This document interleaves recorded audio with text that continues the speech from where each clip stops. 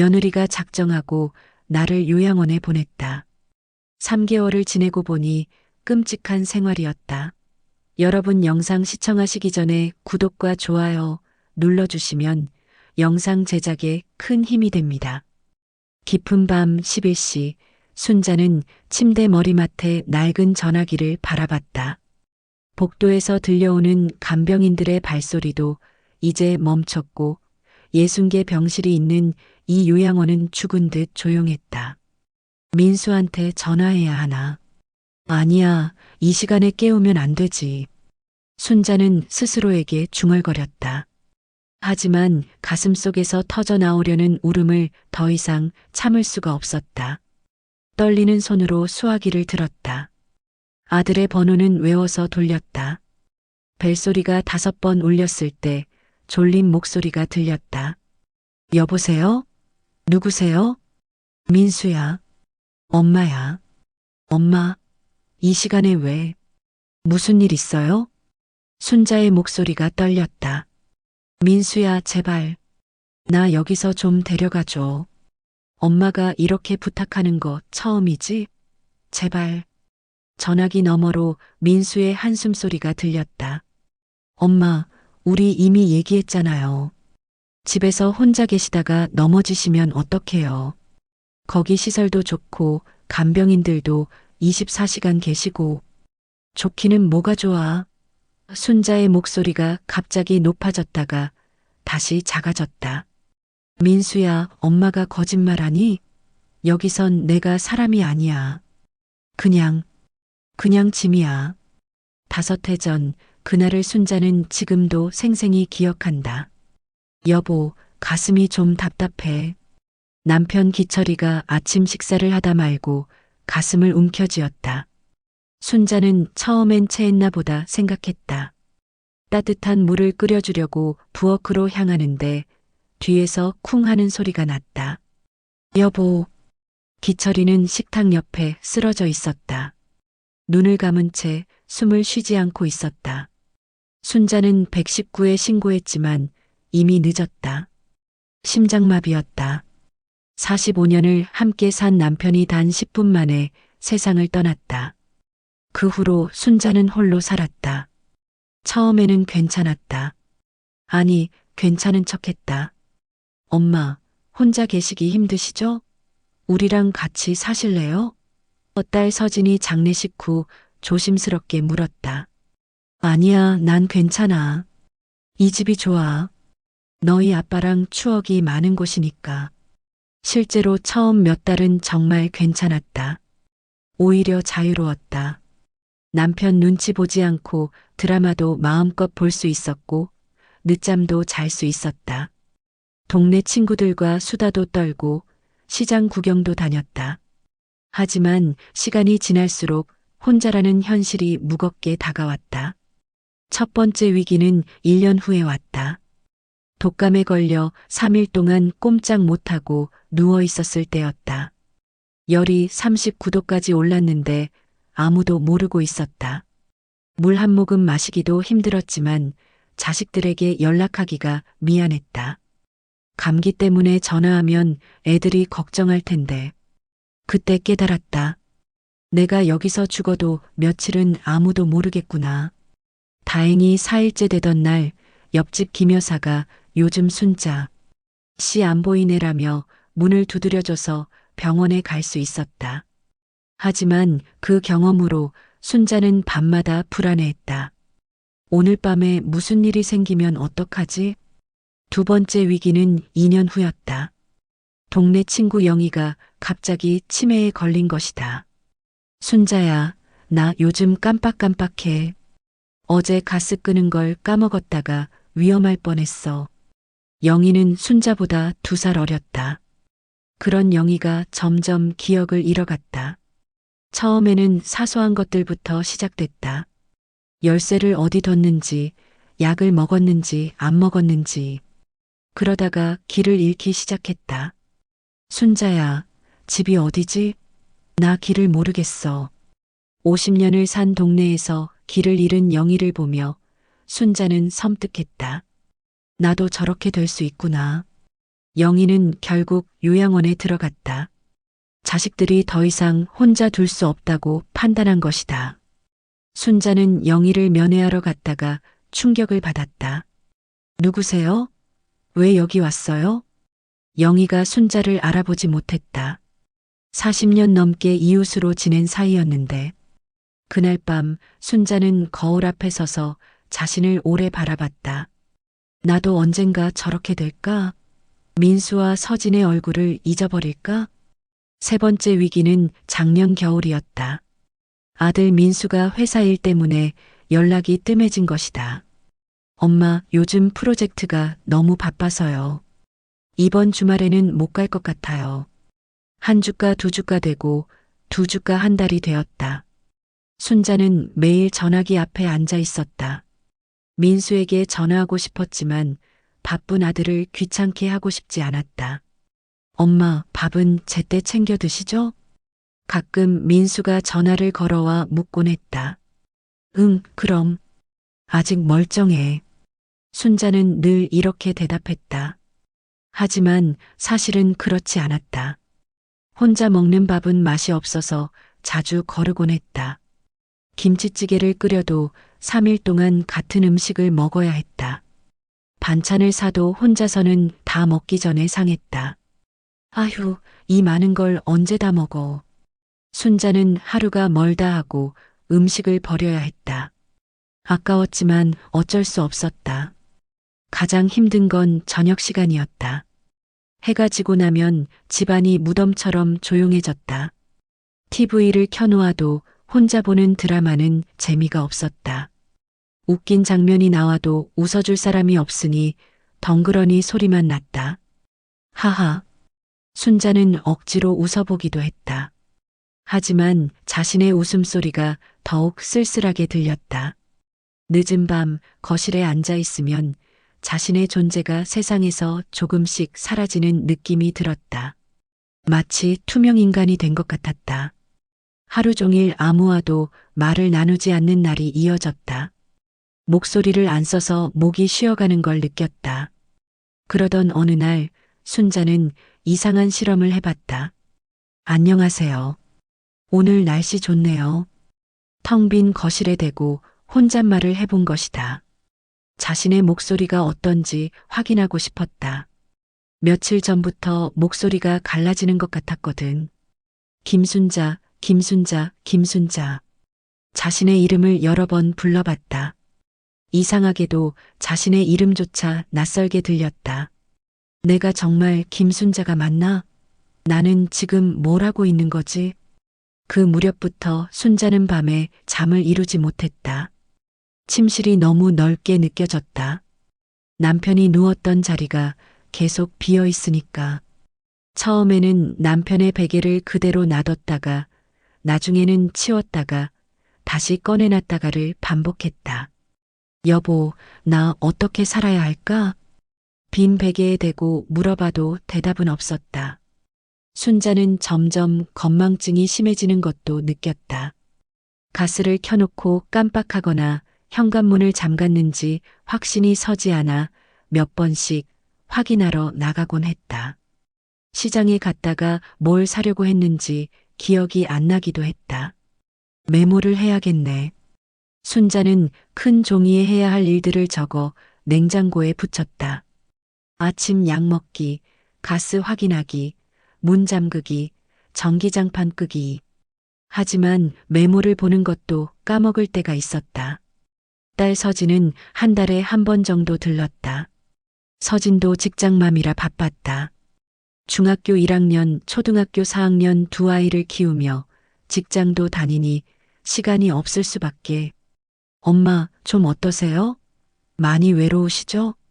아니야, 괜찮아. 엄마 혼자서도 잘 살고 있어. 순자는 항상 이렇게 대답했다.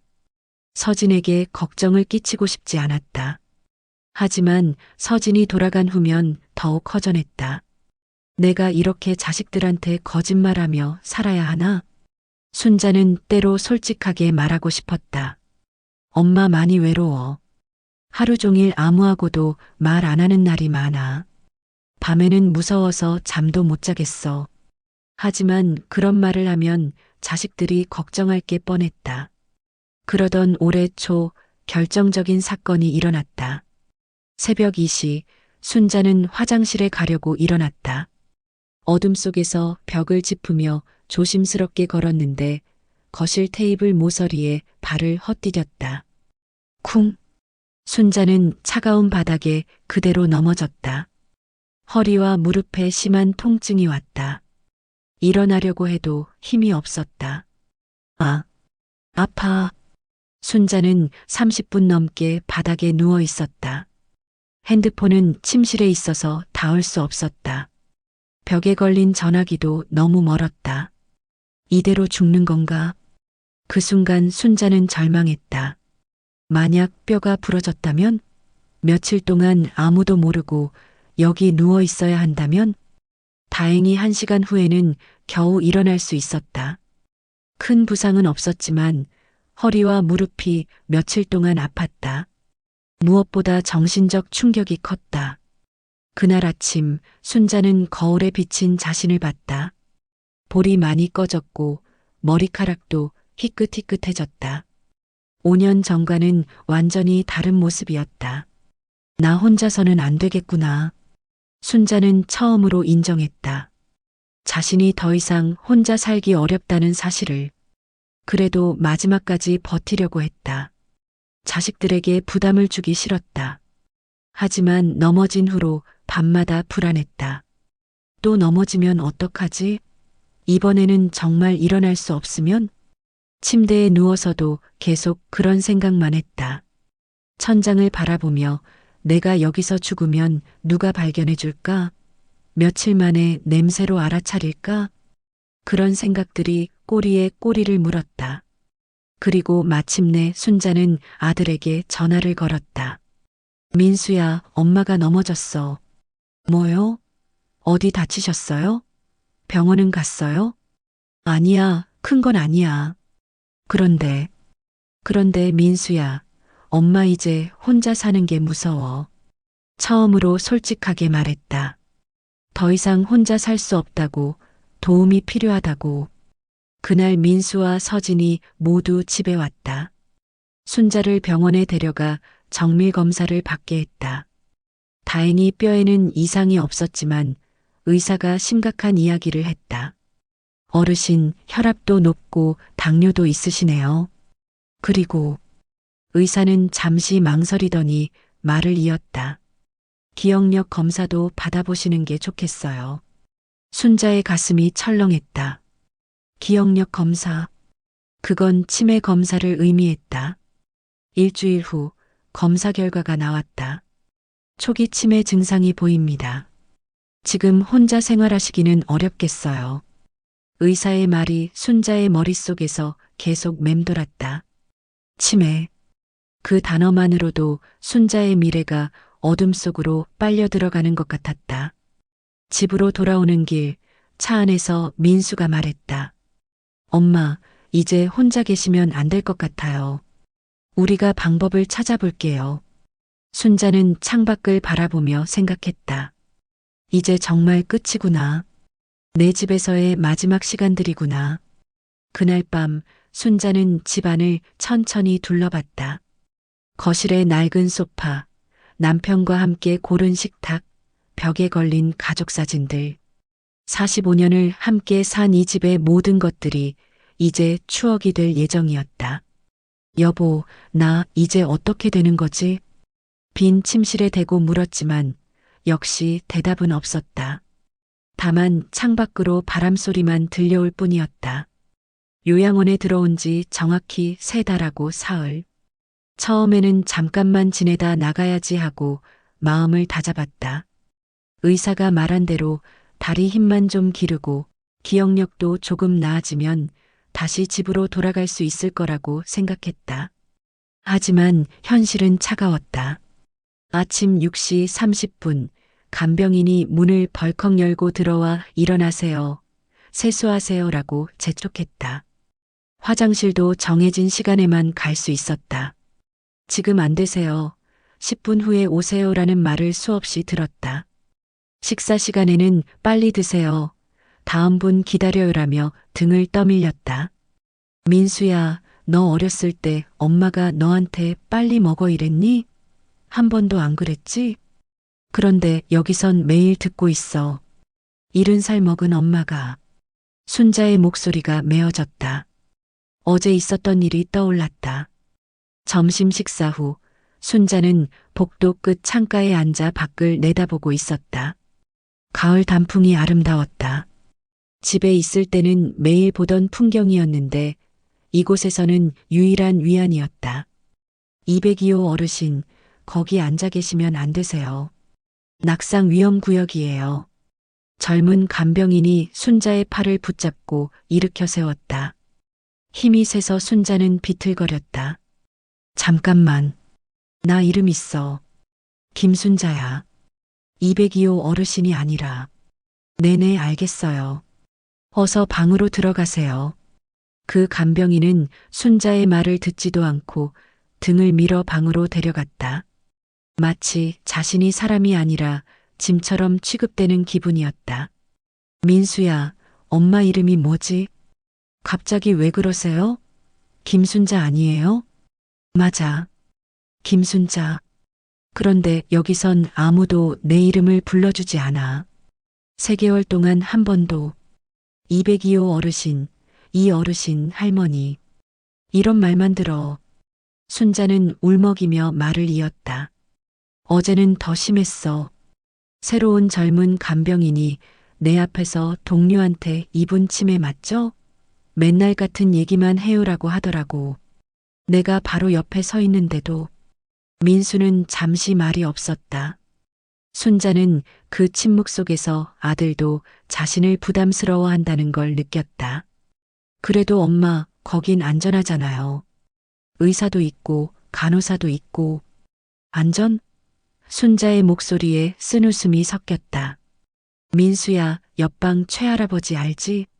자주 얘기했던 분. 네, 바둑 잘 두시는 분이요. 그분이 그저께 밤에 조용히 세상을 떠났어. 순자는 그날 밤을 또렷이 기억했다. 새벽 2시쯤 203호에서 희미한 불빛이 새어나왔다. 간병인들이 조용히 드나들었다.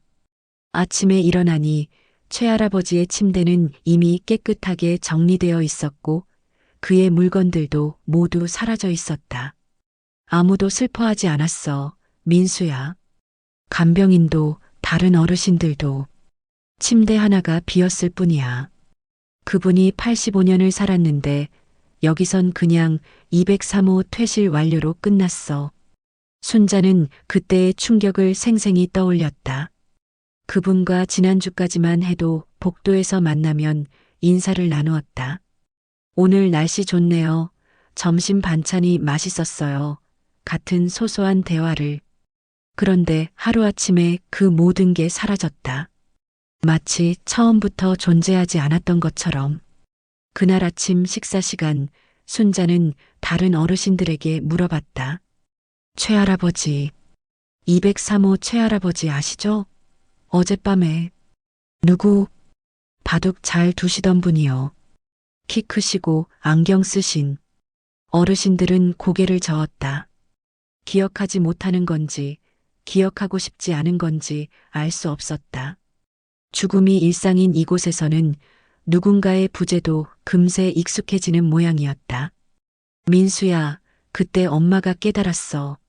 나도 언젠가 저렇게 조용히 사라지겠구나. 그리고 아무도 기억하지 않겠구나. 엄마, 그런 말씀 마세요. 우리가 있잖아요.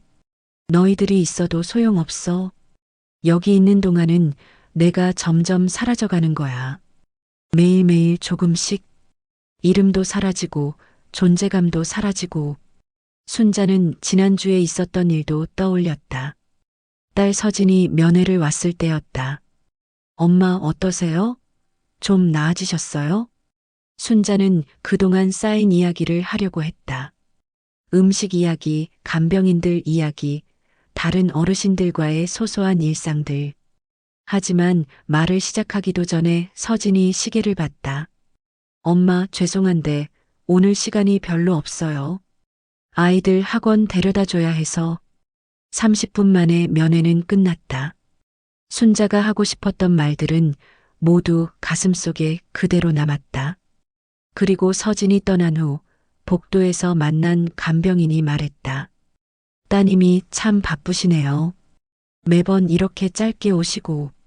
그 말 한마디가 순자의 가슴을 후벼 팠다. 내가 이렇게 짐이 되어버린 건가. 자식들한테도. 민수야, 엄마가 여기 있으면서 가장 무서운 건 뭔 줄 알아? 죽는 게 아니야. 살아있는 동안 조금씩 지워지는 거야. 내 목소리도, 내 취향도, 내가 좋아하는 것들도 모두.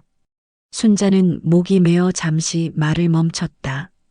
그리고 다시 입을 열었다. 어제는 간병인이 내 머리를 마음대로 잘라버렸어.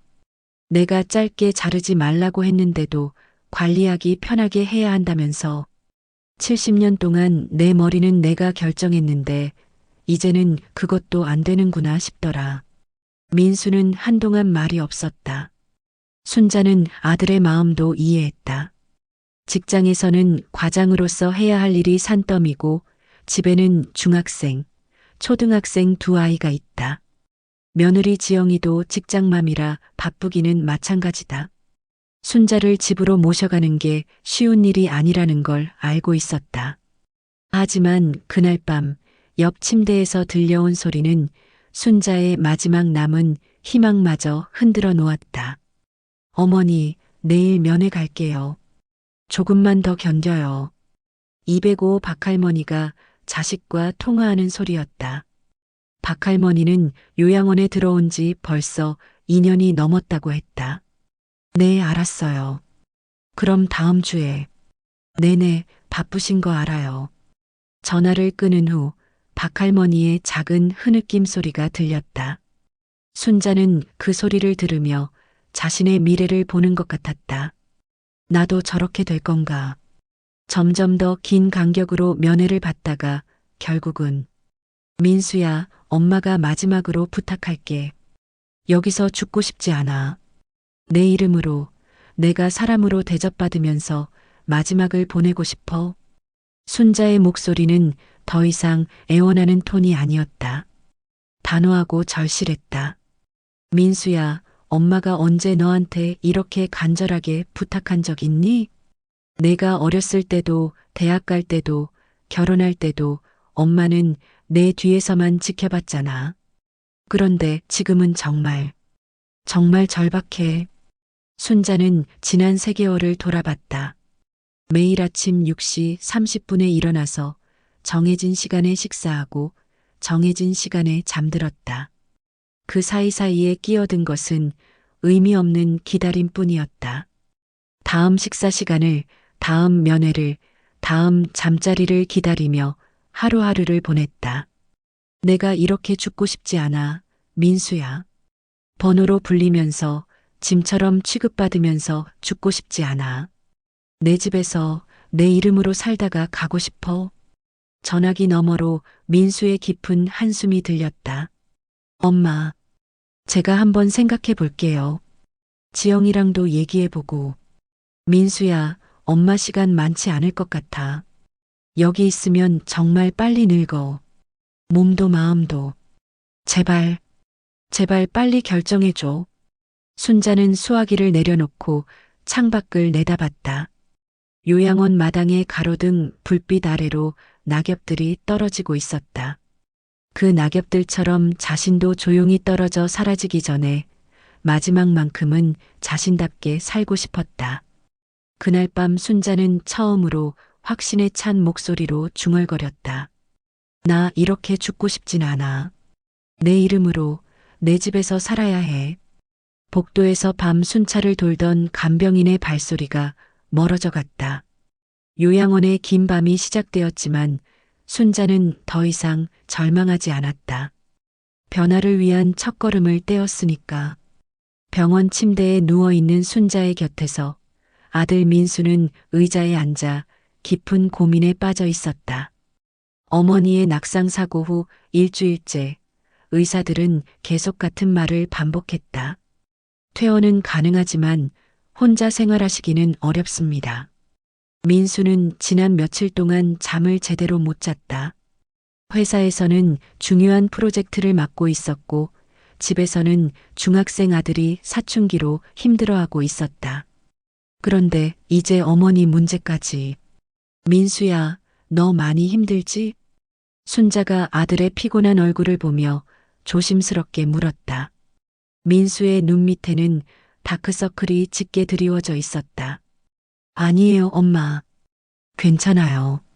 하지만 민수의 목소리에는 지친 기색이 역력했다. 순자는 가슴이 아팠다. 자신 때문에 아들이 고생하고 있다는 게. 그때 담당 의사가 병실로 들어왔다. 김진우 과장이었다. 50대 중반의 그는 노인 환자들을 많이 봐온 경험이 있었다. 가족분과 상담이 필요할 것 같습니다. 잠시 상담실로 오시겠어요? 민수는 어머니를 바라봤다. 순자는 고개를 끄덕였다. 뭔가 중요한 이야기가 나올 것 같았다. 상담실에서 김 과장은 차트를 펼쳐놓고 말했다.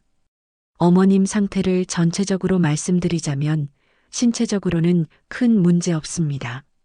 하지만 인지기능 검사 결과가 좀 걱정스럽네요. 민수의 얼굴이 굳어졌다. 치매인가요? 초기 단계입니다. 아직 일상생활은 가능하지만 앞으로 점점 진행될 가능성이 높습니다. 그리고 무엇보다 안전 문제가 심각해요. 이번처럼 넘어지시거나 가스를 켜놓고 깜빡하시거나. 김 과장은 잠시 멈춘 후 계속했다. 솔직히 말씀드리면 혼자 생활하시기는 어렵습니다. 이제 3가지 방법이 있어요. 민수는 숨을 깊게 들이마셨다. 이 순간이 올 걸 알고 있었지만 막상 닥치니 막막했다. 첫째, 계속 병원에 계시는 방법이 있습니다. 하지만 이건 현실적이지 않아요. 병원은 치료하는 곳이지 생활하는 곳이 아니거든요. 민수는 고개를 끄덕였다. 병원비도 만만치 않고 어머니도 병원을 싫어하셨다. 둘째, 요양원으로 가시는 방법입니다. 장기 요양보험이 적용되니까 비용 부담은 줄어들어요. 전문적인 케어도 받으실 수 있고요. 요양원. 민수는 그 단어를 되뇌었다. 어머니가 요양원에서 지내시는 모습을 상상하니 가슴이 무거워졌다. 셋째, 집에서 간병인이나 요양보호사를 모시는 방법이 있습니다. 어머님께서 가장 편안해 하실 텐데 비용이 많이 들어가는 게 단점이에요. 김 과장은 3가지 선택지를 설명한 후 말했다. 어떤 방법을 선택하시든 빨리 결정하시는 게 좋겠어요. 어머님의 상태가 지금보다 악화되기 전에 환경을 정리해 드려야 합니다. 병실로 돌아온 민수의 얼굴을 보자마자 순자는 알 수 있었다. 많이 안 좋다고 했지? 엄마. 민수는 말문이 막혔다. 순자는 오히려 담담했다. 어느 정도 예상하고 있었던 일이었다. 말해봐. 의사가 뭐라고 했는지. 민수는 의사의 말을 그대로 전했다. 초기 치매, 안전 문제, 그리고 3가지 선택지. 순자는 한동안 말이 없었다. 창밖으로 보이는 하늘을 바라보며 생각에 잠겼다. 엄마는 어떻게 하고 싶으세요? 집에서 살고 싶어? 내 집에서. 순자의 대답은 단호했다. 하지만 동시에 현실적인 걱정도 있었다. 그런데 밤에 또 넘어져도 아무도 모르면 어떻게 하지? 순자는 지난주 넘어졌을 때의 공포를 아직도 생생히 기억하고 있었다. 차가운 바닥에 누워 1시간 넘게 일어나지 못했던 그 절망감을. 간병인을 모시면 되잖아요. 그런데 그게 얼마나 들까? 너희들한테 부담 주기 싫은데. 순자의 가장 큰 걱정은 경제적 부담이었다. 민수도 아이들 교육비에 집 대출까지 있어서 여유롭지 않다는 걸 알고 있었다. 그날 저녁 딸 서진도 병원에 왔다. 온 가족이 모인 자리에서 본격적인 논의가 시작됐다. 엄마, 우리 집으로 오시는 건 어때요? 서진이 먼저 제안했다. 아니야, 너도 바쁘잖아. 게다가 아파트는 좁고. 순자는 고개를 저었다. 서진네 집은 30평 아파트에 중학생, 초등학생 두 아이가 있었다. 거기에 자신까지 들어가면 너무 비좁을 것 같았다. 그럼 우리 집은 어때요? 민수가 말했다. 방도 하나 더 있고. 하지만 민수의 아내 지영의 표정이 어두워졌다. 지영도 직장을 다니고 있어서 시어머니를 돌볼 시간이 부족했다. 간병인 비용이 얼마나 하는지 알아봤어요. 서진이 스마트폰을 보며 말했다. 24시간 간병인은 한 달에 300만 원 정도 해요. 요양보호사는 200만 원 정도고요. 가족들은 모두 침묵했다.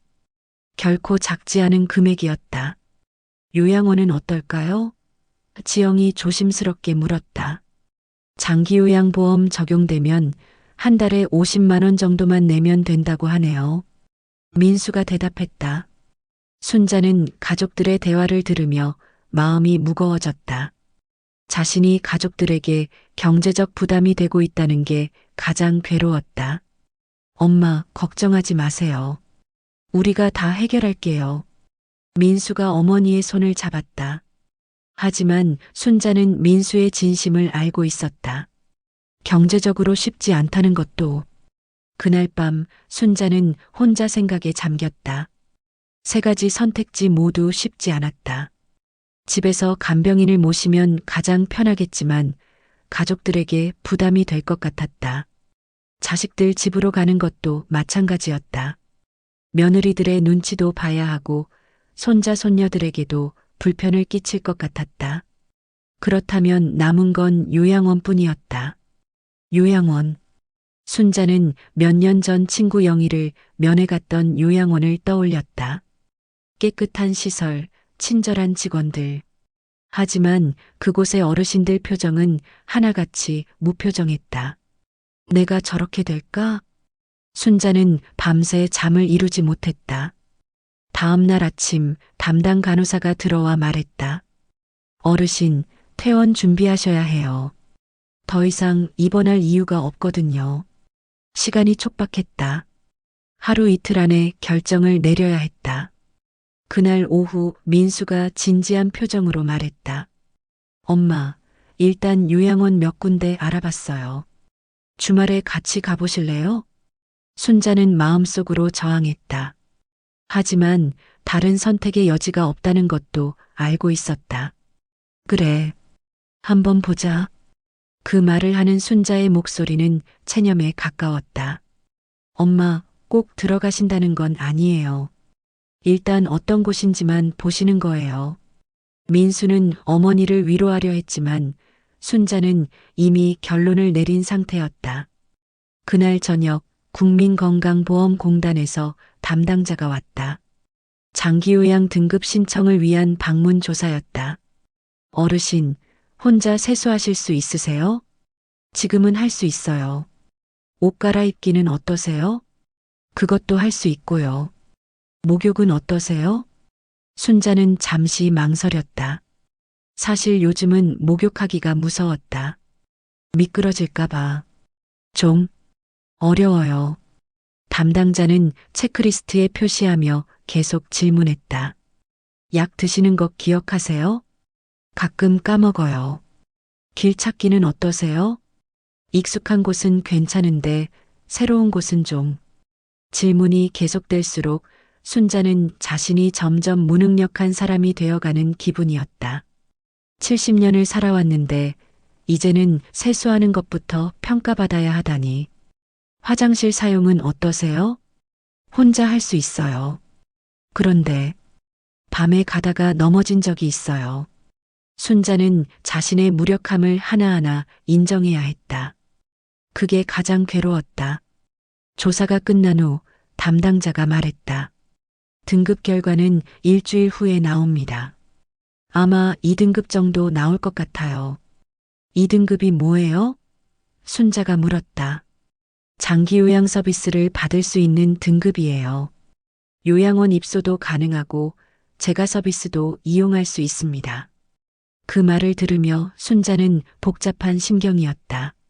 한편으로는 정부 지원을 받을 수 있어서 다행이었지만 다른 한편으로는 공식적으로 도움이 필요한 사람이 된 기분이었다. 일주일 후 예상대로 장기요양 2등급 판정이 나왔다. 엄마, 이제 요양원 입소하시면 본인 부담금이 월 50만 원 정도만 나와요. 민수가 안도의 한숨을 쉬었다. 하지만 순자의 마음은 착잡하기만 했다. 숫자로 표현된 자신의 능력, 등급으로 분류된 자신의 상태. 이 모든 게 서글펐다. 엄마, 이번 주말에 몇 군데 요양원 같이 가보자. 서진이 조심스럽게 말했다. 순자는 대답 대신 병실 창가에 놓인 낡은 찻잔을 꼭 쥐었다. 남편이 선물해준 찻잔이었다. 45년 전 신혼 때 함께 산 그 찻잔. 그곳에 가면 내가 사라질 것만 같았다. 김순자라는 이름도 45년간 쌓아온 추억들도 남편과의 사랑도 모두 사라져버릴 것 같았다. 엄마, 서진이 걱정스러운 목소리로 불렀다. 응, 가보자. 한번. 순자는 작은 목소리로 대답했다. 하지만 그 순간 찻잔을 잡은 손이 미세하게 떨리고 있었다. 그날 밤 순자는 마지막으로 남편에게 속삭였다. 여보, 나 이제 정말 떠나야 할 것 같아. 우리 집을, 우리 추억을 모두 두고 떠나야 해. 무서워. 병실 창밖으로 도시의 불빛들이 반짝이고 있었다. 저 많은 불빛 중에 자신의 집도 있을 텐데 이제는 그곳으로 돌아갈 수 없다는 현실이 가슴을 짓눌렀다. 순자는 그날 밤 자신의 인생에서 가장 어려운 결정을 내려야 한다는 걸 알고 있었다. 그리고 그 결정은 아마도 돌이킬 수 없는 것이 될 거라는 것도. 챕터 4. 낯선 문턱. 토요일 아침 9시 순자는 평생 입어본 옷 중 가장 정중한 옷을 골라 입었다. 남색 정장에 진주 목걸이까지. 마치 중요한 면접을 보러 가는 것처럼. 엄마, 그렇게 격식 차려 입으실 필요 없어요. 민수가 말했다. 아니야, 첫인상이 중요하잖아. 나도 품이 있는 사람이라는 걸 보여줘야지. 순자는 거울 앞에서 머리카락을 여러 번 정리했다. 하지만 아무리 꾸며도 70세의 나이는 숨길 수 없었다. 깊게 파인 주름, 구부정해진 어깨, 느려진 걸음걸이. 내가 과연 그들 눈에 어떻게 보일까? 차 안에서 순자는 계속 손을 비비적거렸다. 긴장되어서 손바닥에 땀이 났다. 엄마, 괜찮아요. 그냥 구경만 하는 거예요. 서진이 위로했다. 하지만 순자는 알고 있었다. 이게 단순한 구경이 아니라는 걸. 자신의 마지막 거처를 정하는 일이라는 걸. 첫 번째로 간 곳은 남양주의 해피실버 요양원이었다. 입구에 걸린 현수막에는 어르신들의 행복한 둥지라고 적혀 있었다. 어서 오세요. 입소 상담 오신 분이시죠? 젊은 상담사가 밝은 목소리로 맞이했다. 20대 후반으로 보이는 그녀는 순자를 보자마자 반말로 바뀌었다. 어르신, 이쪽으로 오세요. 순자는 그 순간 기분이 묘했다. 아직 아무 말도 하지 않았는데 벌써 반말을 듣다니. 저희 시설을 소개해 드릴게요. 상담사는 순자가 아닌 민수와 서진을 바라보며 말했다. 마치 순자는 없는 사람 취급하듯. 1층 로비는 화사했다. 벽에는 색색의 꽃 그림이 걸려 있고 소파도 깨끗했다. 하지만 순자의 눈길은 로비 한쪽에 앉아 있는 어르신들에게 머물렀다. 휠체어에 앉아 멍하니 TV를 보는 할아버지. 고개를 떨구고 졸고 있는 할머니. 아무도 말을 하지 않았다. 아무도 웃지 않았다. 우리 어르신들은 TV 시청을 정말 좋아하세요. 상담사가 설명했다. 하지만 순자가 보기에는 TV를 보는 게 아니라 그냥 앉아 있는 것 같았다. 눈동자에 생기가 없었다. 2층이 생활관이에요. 올라가 보실래요? 계단을 올라가며 순자는 이상한 냄새를 맡았다. 소독약 냄새와 함께 뭔가 답답한 냄새가 섞여 있었다. 여기가 사인실이에요. 가장 경제적인 방이죠. 문을 열자 4개의 침대가 빽빽하게 들어서 있었다. 침대 사이 간격은 겨우 50cm 정도. 개인 공간이라고는 침대 옆 작은 수납장이 전부였다. 한 침대에는 90세쯤 되어 보이는 할머니가 누워 있었다. 눈을 감고 있었는데 숨을 쉬고 있는지 확인하기 어려울 정도로 조용했다. 이분은 언제부터 계세요? 순자가 물었다. 3년 정도 되셨어요. 치매가 심하셔서 말씀도 거의 안 하세요. 상담사는 그 할머니에 대해 마치 물건을 설명하듯 담담하게 말했다. 순자는 가슴이 답답해졌다. 나도 저렇게 될까? 3년 동안 저 좁은 침대에 누워서 화장실은 공용이에요. 복도 끝에 있어요. 복도는 길고 삭막했다. 양쪽 벽에는 똑같은 문들이 줄지어 있었다. 201호, 202호, 203호. 숫자로만 구분되는 방들. 화장실을 보고 순자는 더욱 놀랐다. 변기 2개가 나란히 있었는데 가림막도 제대로 없었다. 프라이버시는 어떻게 보장되나요? 서진이 물었다. 어르신들이 넘어지실 위험이 있어서요. 간병인이 수시로 확인해야 하거든요. 순자는 상상해봤다. 70년 동안 혼자서 해온 가장 사적인 일조차 남의 시선을 의식하며 해야 한다는 것을. 식당도 보여드릴게요. 1층 식당은 학교 급식실 같았다. 긴 테이블에 플라스틱 의자들. 어르신들이 일렬로 앉아 조용히 식사하고 있었다. 밥은 맛있나요? 순자가 한 할머니에게 물어봤다. 하지만 그 할머니는 순자를 쳐다보지도 않고 계속 숟가락질만 했다. 어르신들은 대화를 별로 안 하세요. 상담사가 설명했다. 나이가 많으시다 보니까요. 순자는 의문이 들었다. 나이가 많으면 대화를 안 하는 건가? 나는 70살인데 아직 할 말이 많은데? 어르신, 여기 어때요? 민수가 물었다. 순자는 뭐라고 대답해야 할지 몰랐다. 시설은 깨끗했다.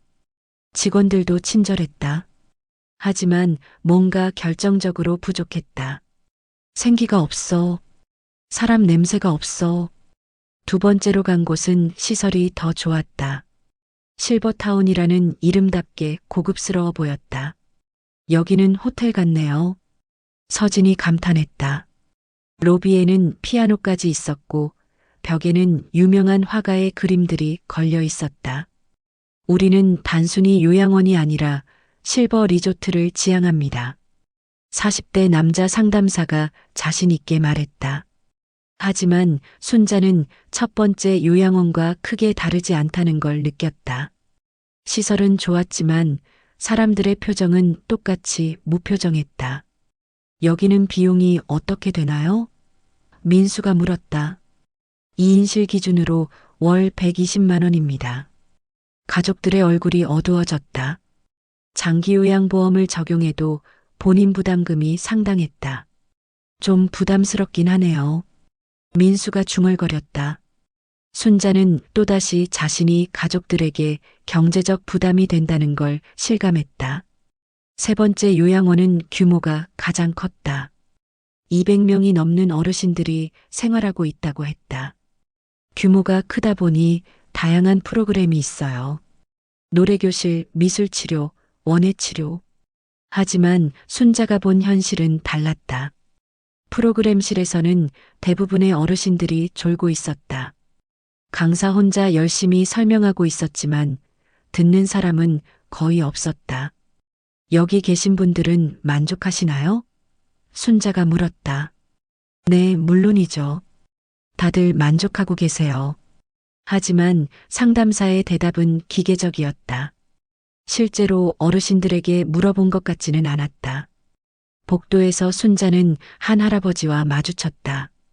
지팡이를 짚고 천천히 걸어가고 있었다. 안녕하세요. 순자가 인사했다. 할아버지는 잠시 멈춰서 순자를 바라봤다. 그리고 작은 목소리로 말했다. 새로 오시는 분인가요? 네, 그런데요. 여기 조용해요. 너무 조용해요. 할아버지의 목소리에는 깊은 외로움이 배어 있었다. 가족분들이 자주 오시나요? 순자가 물었다. 처음에는 자주 왔는데, 이제는 한 달에 한 번 올까 말까 해요. 바쁘다고 하더라고요. 그 말을 들으며 순자는 가슴이 아팠다. 나도 저렇게 될까? 점점 잊혀져 갈까? 차 안에서 집으로 돌아가는 길, 가족들은 각자 생각에 잠겨 있었다. 엄마 어떠셨어요? 서진이 먼저 입을 열었다. 순자는 한동안 말이 없었다가 천천히 대답했다. 깨끗하긴 하더라. 그런데요? 사람들이 다 죽어 있는 것 같아. 살아 있는데 죽어 있어. 민수는 룸미러로 어머니를 바라봤다. 어머니의 표정이 많이 어두워져 있었다. 엄마, 다른 곳도 더 알아볼까요? 비슷할 거야. 다 비슷할 거야. 순자는 창밖을 바라보며 중얼거렸다. 지나가는 아파트들, 상가들, 사람들. 모든 게 살아있어 보였다. 하지만 자신이 가야 할 곳은 그렇지 않았다. 집에 도착해서 순자는 자신의 방에 홀로 앉아 있었다. 45년을 함께한 가구들, 남편과의 추억이 담긴 물건들이 그대로 있었다. 서랍을 열어 오래된 사진첩을 꺼냈다. 젊은 시절의 자신과 남편, 어린 민수와 서진, 모두가 웃고 있는 사진들. 이 모든 게 추억이 되는구나. 사진을 보며 순자는 눈물이 났다. 이 집에서, 이 방에서 보내는 시간이 얼마 남지 않았다는 생각에 그때 민수가 방문을 두드렸다. 엄마, 들어가도 돼요? 응, 들어와. 민수는 어머니 옆에 앉으며 조심스럽게 말했다.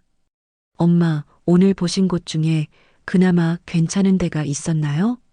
순자는 잠시 생각해 봤다. 세 곳 모두 나름대로 장단점이 있었다. 하지만 어느 곳도 집 같지는 않았다. 첫 번째 곳이 그래도 가격이 맞잖아. 돈은 걱정하지 마세요. 우리가 어떻게든 할게요. 아니야, 현실적으로 생각해야지. 너희들도 살아야 하고 아이들도 키워야 하고. 순자는 민수의 손을 잡았다. 민수야, 엄마가 요양원에 가더라도 가끔은 와줘. 그리고 내가 이상해져도 김순자라는 이름은 기억해줘. 엄마, 그런 말씀하지 마세요. 아니야, 현실이야. 오늘 봤잖아. 그분들도 처음에는 나 같았을 거야. 그런데 시간이 지나면서 점점 사라져가는 거야. 민수는 어머니의 손을 꼭 잡았다. 어머니의 손이 예전보다 많이 말랐다는 걸 느꼈다. 엄마, 후회 안 하실 거죠? 혹시 나중에 우리가 모셔왔어야 했다고 생각하시지는 않을 거죠? 아니야. 이게 최선이야. 너희들도 살아야 하고 나도 새로운 곳에서 적응해 봐야지. 하지만 순자의 목소리에는 확신이 없었다. 그날 밤 순자는 잠을 이루지 못했다. 오늘 본 요양원들의 모습이 계속 떠올랐다. 무표정한 얼굴들, 조용한 복도, 획일적인 일상. 내가 저기서 어떻게 살아갈까? 나는 아직 살아있는데. 새벽 3시, 순자는 일어나서 거실로 나갔다. 어둠 속에서 익숙한 우리 집 냄새를 깊이 들이마셨다. 언젠가는 잊어버릴 수도 있는 이 냄새를. 냉장고에 붙어 있는 가족 사진을 오래 바라봤다. 작년 추석에 찍은 사진이었다. 그때만 해도 이런 일이 생길 줄 몰랐다. 여보, 나 어떻게 하면 좋을까? 정말 모르겠어. 순자는 남편의 사진에 대고 속삭였다. 하지만 역시 대답은 없었다. 다만 창밖으로 새벽 바람 소리만 들려올 뿐이었다. 순자는 그 바람 소리를 들으며 생각했다. 이 소리도 언젠가는 그리워하게 될까? 일주일 후 순자는 결심을 굳혔다. 첫 번째로 본 해피실버 요양원에 입소하기로 한 것이다. 가장 현실적인 선택이었다. 경제적으로도 부담이 적고 집에서도 가까웠다. 엄마, 정말 괜찮으세요? 서진이 마지막으로 확인했다. 괜찮아. 이게 최선이야. 하지만 순자의 마음속 깊은 곳에서는 작은 목소리가 속삭이고 있었다. 정말 괜찮을까? 나는 정말 저곳에서 행복할 수 있을까? 그 질문에 대한 답은 아무도 모르고 있었다. 심지어 순자 자신도. 화요일 오전 10시 순자는 마지막으로 자신의 집을 둘러봤다. 45년 동안 살아온 이 집의 구석구석을 눈에 담으려 했다. 거실 소파에 앉아있던 자리, 남편과 함께 아침을 먹던 식탁, 손때 묻은 문고리까지. 엄마, 준비 다 되셨어요? 민수가 조심스럽게 물었다. 순자는 손가방 하나와 작은 여행용 가방 하나만 들고 있었다. 70년 인생의 짐이 고작 이것뿐이었다. 응, 됐어. 하지만 순자의 마음은 전혀 준비되지 않았다. 어떻게 준비할 수 있겠는가, 자신이 사라져갈 곳으로 가는 일을. 차 안에서 순자는 창밖을 내다봤다. 30년 넘게 다녔던 시장, 친구들과 수다 떨던 공원, 남편과 산책하던 길, 모든 것이 추억이 되어 지나가고 있었다. 엄마, 언제든 집에 오고 싶으시면 말씀하세요. 서진이 말했다. 순자는 고개를 끄덕였지만 속으로는 알고 있었다. 한번 들어가면 나오기 어렵다는 것을. 해피실버 요양원 입구에 도착했을 때 순자의 다리가 후들거렸다. 지난주에 봤던 그 현수막이 여전히 걸려 있었다. 어르신들의 행복한 둥지. 과연 자신에게도 행복한 둥지가 될 수 있을까? 어서 오세요. 입소 준비 다 해드렸어요. 젊은 직원이 환하게 웃으며 맞이했다. 하지만 순자의 눈에는 그 웃음이 진짜 같지 않았다. 매일 수십 명의 새로운 입소자를 맞이하며 연습된 웃음 같았다. 서류 작성하시고 건강검진 받으시고 그 다음에 방 배정해 드릴게요. 모든 것이 기계적으로 진행됐다. 순자는 마치 공장에서 상품이 포장되는 것처럼 느꼈다. 건강검진실에서 간호사가 혈압을 재며 물었다. 혈압약 드세요? 네, 아침에 하나씩. 당뇨약은요? 그것도 하나씩. 치매약은 처방받으셨나요? 순자는 그 말에 움찔했다. 치매약이라는 단어가 아직도 낯설고 무서웠다. 아직 초기라서요. 곧 처방받으셔야 할 거예요. 여기서도 의사가 있으니까 상담받으세요. 간호사는 순자의 복잡한 심정 따위는 관심 없다는 듯 차트에 체크만 했다. 방 배정을 받고 2층으로 올라갔다. 복도는 지난번에 봤을 때와 똑같이 조용했다. 가끔 휠체어가 지나가는 소리, 간병인의 발걸음 소리만 들렸다. 여기가 어머님 방입니다. 205호예요. 문을 열자 4개의 침대가 나란히 놓여 있었다. 새 침대에는 이미 어르신들이 계셨다. 안녕하세요. 오늘부터 함께 지내게 된 김순자입니다. 순자는 정중하게 인사했다. 하지만 돌아오는 반응은 냉담했다. 창가 침대에 누워있던 할머니는 고개도 돌리지 않았다. 가운데 침대의 할머니는 잠깐 쳐다보더니 다시 천장을 바라봤다. 입구 쪽 침대의 할아버지만 작게 고개를 끄덕였다. 여기 분들과 잘 지내실 거예요. 직원이 말했지만 순자는 확신이 서지 않았다. 순자의 침대는 화장실과 가장 가까운 자리였다. 신참에게 주어진 자리였다. 짐은 여기 수납장에 넣으시면 돼요. 공간이 좁으니까 꼭 필요한 것만 두세요. 수납장은 작았다. 가로 40cm, 세로 30cm 정도. 순자가 가져온 물건들을 모두 넣기에는 부족했다. 이 사진들은 어디에 둬야 할까요? 순자가 가족 사진을 들고 물었다. 벽에 못 박으시면 안 되고요. 침대 옆 선반에만 두세요. 그것도 작은 것 하나만. 순자는 가져온 5장의 사진 중에서 하나만 골라야 했다. 남편과의 결혼 사진, 자식들 어린 시절 사진, 가족 여행 사진. 어느 것 하나 포기하기 어려웠다. 결국 가장 최근의 가족 사진 하나만 남기고 나머지는 가방에 다시 넣었다. 그러자 갑자기 가슴이 먹먹해졌다. 추억까지 짐이 되어버린 기분이었다. 첫 번째 식사 시간이 왔다. 오후 12시 정각에 복도에서 종이 울렸다. 식사 시간입니다. 1층 식당으로 내려오세요. 순자는 룸메이트들과 함께 식당으로 향했다. 하지만 아무도 말을 하지 않았다. 마치 장례식장에서처럼 조용했다. 식당에는 이미 60명 넘는 어르신들이 앉아 계셨다. 모두 조용히 앞만 바라보고 있었다. 205 테이블은 여기에요. 직원이 순자를 안내했다. 테이블에 앉자 곧바로 식판이 나왔다. 흰 쌀밥, 미역국, 나물 반찬 3가지, 김치. 집에서 먹던 음식과는 확연히 달랐다. 맛있게 드세요. 배식 담당자가 기계적으로 말했다. 순자는 숟가락을 들었다. 미역국을 한 모금 마셨는데 간이 너무 싱거웠다.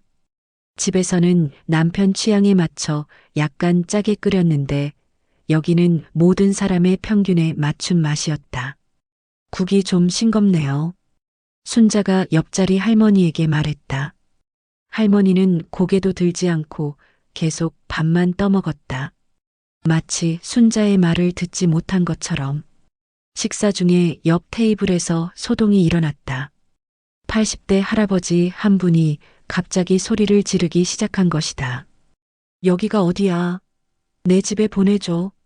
할아버지, 조용히 하세요. 식사 시간이에요. 간병인이 달려와 할아버지를 달랬다.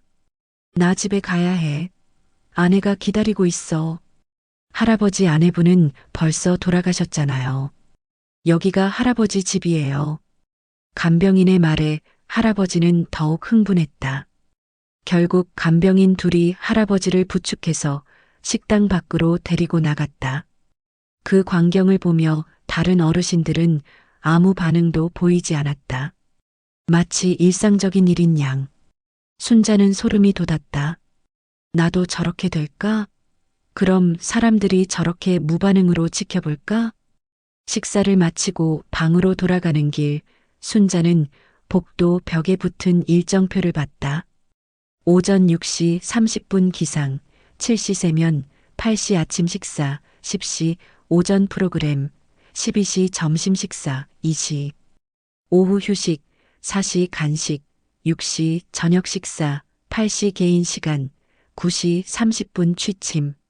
모든 것이 정해져 있었다.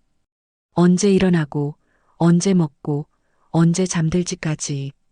70년 동안 자신이 결정해온 모든 것들이 이제는 시간표에 따라 움직여야 했다. 오후 2시 휴식 시간이라고 했지만 할 일이 없었다. 텔레비전은 있었지만 리모컨은 간병인이 관리했다. 채널도 마음대로 바꿀 수 없었다. 책이라도 읽을까? 순자는 가방에서 소설책 한 권을 꺼냈다. 하지만 집중이 되지 않았다. 옆 침대에서 들려오는 할머니의 거친 숨소리, 복도의 발걸음 소리, 어디선가 들려오는 신음소리. 모든 소리가 신경 쓰였다. 게다가 조명이 너무 어두웠다.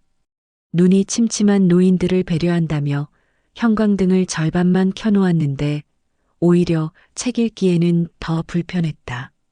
아가씨, 불 좀 더 밝게 해주세요. 순자가 지나가는 간병인에게 부탁했다. 어르신, 너무 밝으면 다른 분들이 눈부셔해요. 그냥 이 정도로 맞춰놓은 거예요. 순자는 아가씨라는 호칭에 또 한 번 위축됐다. 자신보다 40살이나 어린 사람에게 아가씨라고 불러야 하는 현실이. 오후 4시 간식 시간이었다. 모든 사람이 식당으로 내려가 딱딱한 과자 몇 개와 보리차 한 잔을 받았다. 집에서는 마음이 내킬 때 커피도 마시고 과일도 먹었는데 여기서는 정해진 시간에 정해진 것만 먹어야 했다. 과자 대신 사과 같은 과일은 없나요? 순자가 물었다. 과일은 일주일에 2번, 화요일하고 금요일에만 나와요. 오늘은 화요일이니까 저녁에 나올 거예요. 모든 것에 규칙이 있었다. 자유롭게 선택할 수 있는 것은 거의 없었다. 저녁 6시 2번째 식사였다. 아침과 점심에 이어 또다시 같은 자리에서 같은 사람들과 조용한 식사를 했다. 오늘 처음 오신 분이시죠? 건너편에 앉은 할머니가 순자에게 말을 걸었다. 네, 맞아요. 김순자라고 해요. 저는 박영숙이에요. 여기 온 지 8개월 됐어요. 순자는 반가웠다. 드디어 대화를 나눌 수 있는 사람을 만난 것 같아서. 여기 어때요? 적응하기 어렵지 않으셨어요? 박영숙 할머니는 잠시 주변을 둘러보더니 작은 목소리로 말했다. 처음에는 힘들었어요. 집이 그리웠거든요. 그런데 이제는 포기했어요. 포기요? 예전 생활을 그리워하는 걸 포기했다는 뜻이에요. 그래야 견딜 수 있더라고요. 박영숙 할머니의 말에 순자는 가슴이 답답해졌다. 포기해야만 견딜 수 있는 곳이라니. 가족분들은 자주 오세요? 처음에는 자주 왔는데 요즘은 한 달에 1번 올까 말까 해요. 바쁘다고 하더라고요. 박영숙 할머니의 목소리에는 체념이 배어 있었다. 저녁 식사 후 순자는 복도를 천천히 걸어봤다. 200m 정도 되는 긴 복도였지만 갈 곳은 없었다. 양쪽에 똑같은 방들, 끝에는 간병인실과 화장실. 그게 전부였다. 1층으로 내려가 보니 로비에는 몇몇 어르신들이 소파에 앉아 계셨다. 하지만 아무도 대화하지 않았다. 각자 허공을 바라보거나 졸고 계셨다. 텔레비전 채널 좀 바꿔주세요. 한 할아버지가 간병인에게 부탁했다. 지금 뉴스 시간이에요. 9시까지 뉴스 보셔야 해요. 뉴스 말고 다른 프로그램 보고 싶은데. 어르신들은 뉴스 보시는 게 좋아요. 사회 소식도 알아야죠. 간병인은 할아버지의 요청을 단번에 거절했다. 순자는 그 광경을 보며 깨달았다. 여기서는 개인의 취향이나 선택권이 존중받지 못한다는 것을. 밤 9시 30분 취침 시간이었다. 복도에 불이 꺼지고 방 안도 어두워졌다. 순자는 평생 9시 30분에 잠든 적이 없었다. 보통 11시나 12시에 잠들었는데 갑자기 이른 시간에 잠들기는 어려웠다. 어둠 속에서 룸메이트들의 숨소리가 들렸다. 코를 고는 소리, 뒤척이는 소리, 가끔 중얼거리는 소리. 모두가 낯선 소리였다. 순자는 천장을 바라보며 생각했다. 이게 내 새로운 일상이구나. 매일 똑같은 시간에 일어나고, 똑같은 음식을 먹고, 똑같은 시간에 잠들고. 새벽 2시쯤 옆 침대의 할머니가 갑자기 일어나서 화장실로 갔다. 30분 후에 다시 돌아왔다. 1시간 후에 또 갔다. 치매 증상 중 하나였다. 밤새 화장실을 오가는 소리 때문에 순자는 제대로 잠들 수 없었다. 첫날 밤이 지나고 새벽 6시 30분 형광등이 켜지며 하루가 시작됐다. 일어나세요. 세면 시간이에요. 간병인의 큰 목소리에 순자는 깜짝 놀라 일어났다.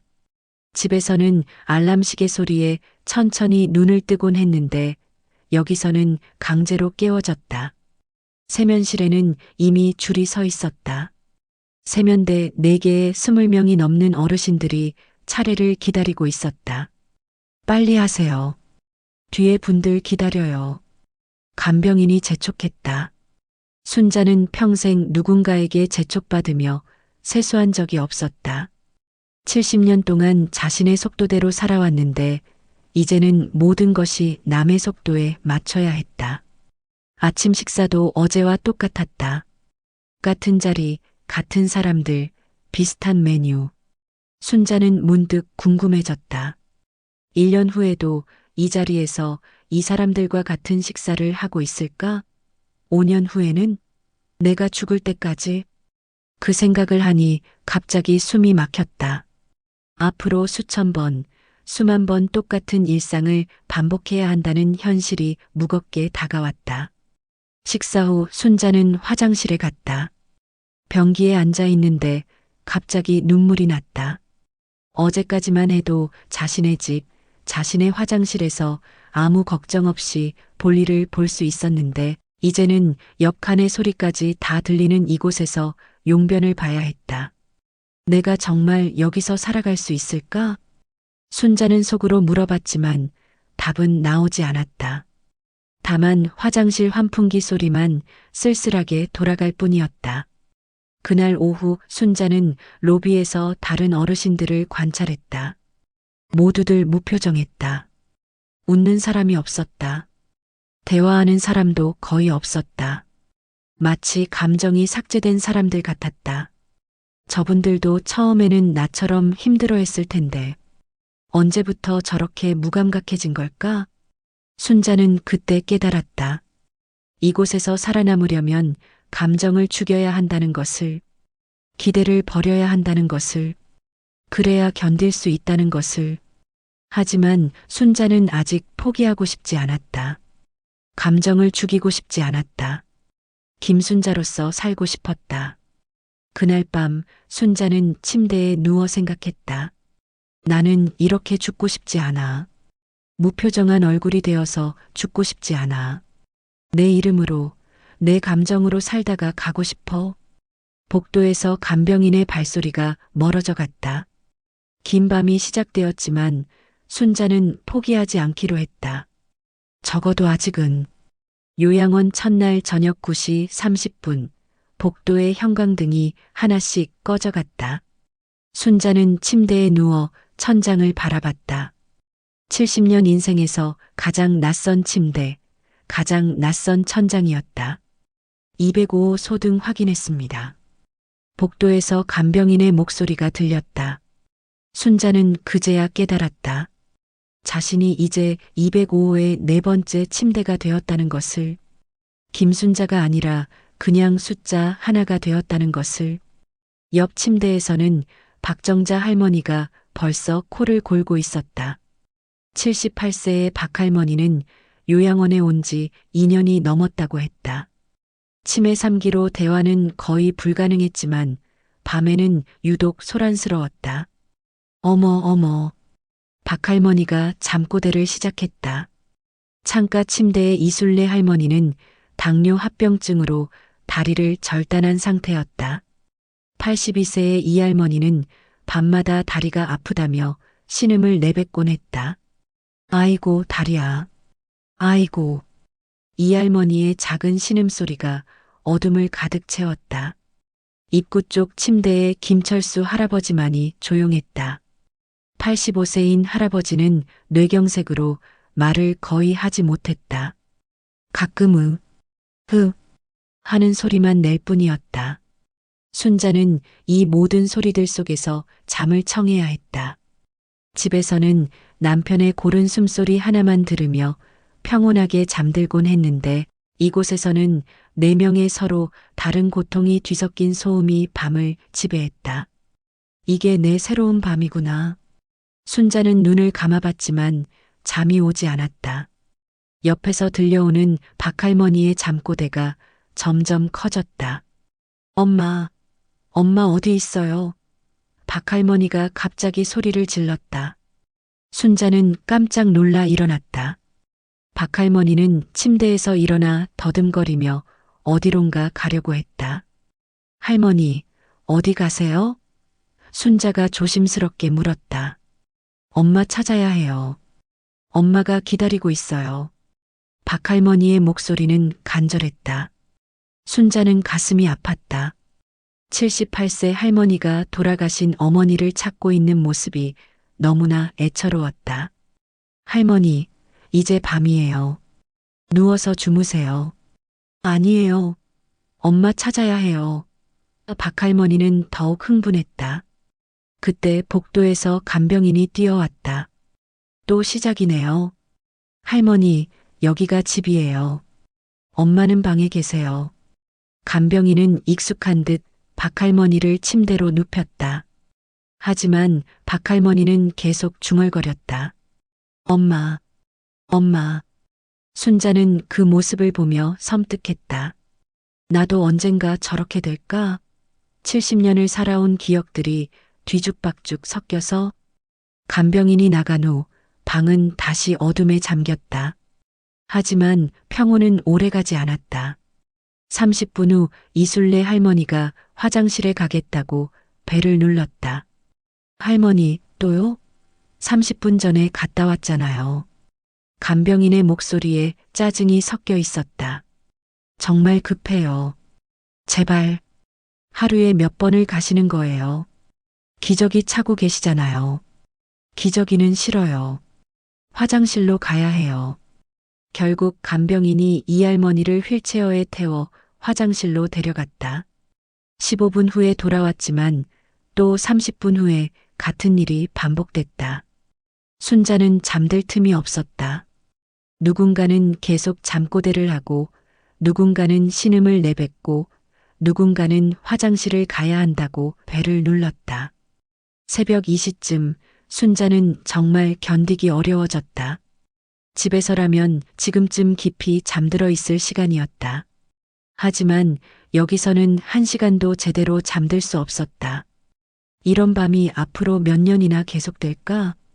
그때 갑자기 김철수 할아버지에게서 이상한 소리가 들렸다. 컥, 컥. 마치 무엇인가 목에 걸린 것 같은 소리였다. 순자는 침대에서 일어나 할아버지를 확인해 봤다. 할아버지의 얼굴이 파랗게 질려 있었다. 숨을 제대로 쉬지 못하고 있는 것 같았다. 간병인님, 간병인님. 순자가 큰 소리로 불렀다. 간병인이 뛰어와서 할아버지를 확인했다. 응급 상황이네요. 119 불러야겠어요.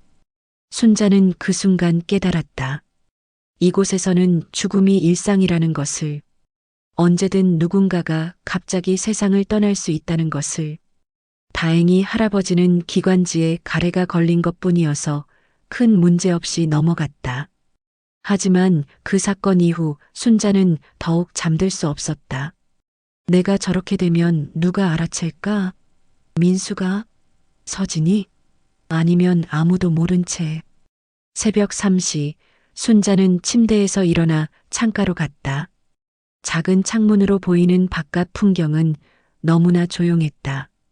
가로등 불빛 아래로 아무도 지나다니지 않는 길이 보였다. 저 길 너머에 내 집이 있겠지. 지금쯤 우리 집은 어떨까? 순자는 집을 떠올렸다. 지금쯤 거실의 괴종시계가 3시를 알릴 것이다. 냉장고 소음이 가끔 들릴 것이다. 하지만 아무도 그 소리를 듣지 않는다. 45년 동안 순자와 남편이 함께 들었던 그 소리들을. 우리 집이 그리워. 순자는 작은 목소리로 중얼거렸다. 그러자 갑자기 눈물이 났다. 70년 살면서 이렇게 집이 그리웠던 적이 없었다. 단 하루 떨어져 있었을 뿐인데 벌써 이렇게 그리울 줄 몰랐다. 창밖을 바라보며 순자는 생각했다. 내가 정말 여기서 살아갈 수 있을까? 이런 밤을 견뎌낼 수 있을까? 새벽 4시 박정자 할머니가 또다시 일어났다. 이번에는 화장실에 가겠다며 옷을 입기 시작했다. 할머니, 밤이에요. 화장실은 여기 있어요. 순자가 방 안에 가니 변기를 가리켰다. 아니에요. 집 화장실로 가야 해요. 여기는 더러워요. 박할머니는 문으로 향했다. 하지만 문은 밤에는 잠겨 있었다. 안전상 어르신들이 밤에 돌아다니는 것을 막기 위해서였다. 문이 안 열려요. 도와주세요. 박할머니가 문을 두드리며 소리쳤다.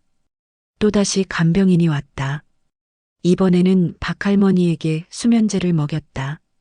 이러면 아침까지 조용할 거예요. 간병인이 순자에게 말했다. 순자는 복잡한 기분이었다. 박할머니가 조용해져서 다행이기도 했지만 동시에 약물로 강제로 재우는 것이 옳은 일인지 의문이 들었다. 나도 나중에 문제가 되면 저렇게 약물로 조용하게 만들어질까? 새벽 5시 순자는 여전히 잠들지 못하고 있었다. 하루 종일 긴장했던 탓에 몸은 피곤했지만 마음은 계속 불안했다. 이술래 할머니의 신음소리도 계속됐다. 아이고 아파. 아이고. 그 소리를 들으며 순자는 생각했다. 고통받는 사람들과 함께 산다는 게 이런 거구나. 집에서는 혼자 아파도 조용히 참을 수 있었다. 남편에게 걱정 끼치기 싫어서 아픈 티도 안 냈다. 하지만 여기서는 모든 사람의 고통이 공유됐다. 4명의 고통이 좁은 방 안에서 뒤섞여 하나의 큰 고통이 되었다. 새벽 6시 복도에서 간병인들의 인수인계 소리가 들렸다. 205 박정자 할머니 수면제 투여했고요. 김철수 할아버지 새벽에 기관지 문제 있었어요. 순자는 자신도 보고 대상이 되었다는 걸 깨달았다. 205 김순자 할머니 첫날 밤 수면 장애 있었음 이런 식으로 기록될 것이다. 30분 후 6시 30분이 되자 형광등이 켜졌다. 기상시간입니다. 일어나세요. 간병인의 큰 목소리에 순자는 움찔했다. 결국 1시간도 제대로 잠들지 못한 채 첫날 밤이 끝났다. 세면실에서 얼굴을 씻으며 순자는 거울을 봤다. 하룻밤 사이에 얼굴이 많이 초췌해져 있었다. 눈 밑에는 다크서클이 생겼고 피부도 거칠어진 것 같았다. 하룻밤 만에 이렇게 늙었네. 아침 식사 시간 순자는 어제와 같은 자리에 앉았다. 하지만 어제보다 더 피곤했다. 밤새 잠을 못 잔 탓에 식욕도 없었다. 첫날 밤은 어떠셨어요? 박영숙 할머니가 물었다. 잠을 못 잤어요. 너무 시끄러워서. 처음에는 다 그래요. 적응하시면 괜찮아질 거예요. 박영숙 할머니의 말에는 위로보다는 체념이 더 많이 담겨 있었다. 얼마나 걸렸어요? 적응하시는데? 글쎄요. 3개월? 아니면 6개월? 정확히는 모르겠어요. 어느 순간부터는 다른 걸 기대하지 않게 되더라고요. 순자는 가슴이 답답해졌다. 3개월, 6개월. 그렇게 긴 시간을 버텨야 적응이 된다는 것이었다. 그럼 지금은 괜찮으세요? 괜찮다기보다는 포기했다고 해야죠. 예전 생활을 그리워하는 걸 포기했어요. 그래야 견딜 수 있더라고요. 박영숙 할머니의 말을 들으며 순자는 깨달았다. 이곳에서 살아남으려면 과거를 포기해야 한다는 것을, 집에 대한 그리움도 자유에 대한 갈망도 모두 포기해야 한다는 것을. 하지만 순자는 아직 포기하고 싶지 않았다. 첫날 밤이 힘들었다고 해서 벌써 포기할 수는 없었다. 그날 오전 순자는 민수에게 전화를 걸었다. 민수야, 엄마야. 엄마 어떠세요? 첫날 밤 잘 주무셨어요? 순자는 잠시 망설였다. 사실대로 말하면 민수가 걱정할 것 같았다. 하지만 거짓말하기도 싫었다. 좀 시끄러웠어. 룸메이트들이. 적응하시면 괜찮아질 거예요. 처음이니까 그러신 거죠. 민수의 대답은 예상했던 대로였다. 하지만 순자는 더 솔직하게 말하고 싶었다. 민수야, 엄마가 여기서 정말 살 수 있을까? 엄마, 왜 그러세요? 하루 지났다고 벌써 그런 생각하시면 안 되죠. 아니야, 정말 힘들어. 잠도 못 자겠고, 소음도 심하고. 엄마, 조금만 더 참아보세요. 적응하시면 분명 나아질 거예요. 순자는 민수가 자신의 마음을 정말 이해하고 있는지 의문이 들었다. 하지만 더 이상 말하지 않았다. 아들에게 부담을 주고 싶지 않았다. 전화를 끊고 순자는 생각했다. 모든 사람이 적응하라고 하네. 하지만 나는 여기에 적응하고 싶지 않아. 이런 삶에 익숙해지고 싶지 않아. 그날 밤 두 번째 밤이 시작됐다. 순자는 침대에 누우며 다짐했다. 오늘은 꼭 잠을 자야 해. 그래야 버틸 수 있어. 하지만 현실은 어제와 다르지 않았다. 박정자 할머니의 잠골대, 이순례 할머니의 신음, 김철수 할아버지의 콧골이. 모든 것이 어제와 똑같았다. 순자는 베개로 귀를 막아봤지만 소용없었다. 결국 또다시 잠 못 이루는 밤을 보내야 했다. 이게 내 새로운 일상이구나. 매일 밤 이런 식으로. 순자는 천장을 바라보며 중얼거렸다. 나 이렇게 살고 싶지 않아. 이렇게 죽고 싶지 않아. 하지만 아무도 그 말을 들어주지 않았다. 다만 옆에서 들려오는 룸메이트들의 고통 소리만 밤을 가득 채울 뿐이었다.